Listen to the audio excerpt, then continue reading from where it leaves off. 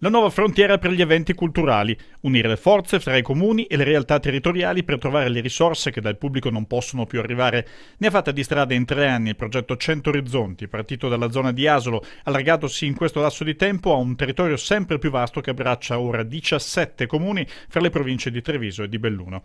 E soprattutto un calendario da 13 appuntamenti denominati Per Amore, ideato dall'associazione Echidna, che andranno in scena dai primi di maggio e fino al mese di luglio. Rischiava di essere troppo appiccicato ad Asolo. L'iniziativa era importante, aveva un nome importante, però il discorso del territorio voleva dire ampliare, e noi abbiamo inteso ampliare nella zona dove noi ci riconosciamo meglio, che è la Castellana. Il concetto di rete è l'elemento fondamentale rispetto a questo progetto, e quindi unire le forze e costruire un progetto che sia di utilità per un territorio più ampio rispetto a quello del singolo comune.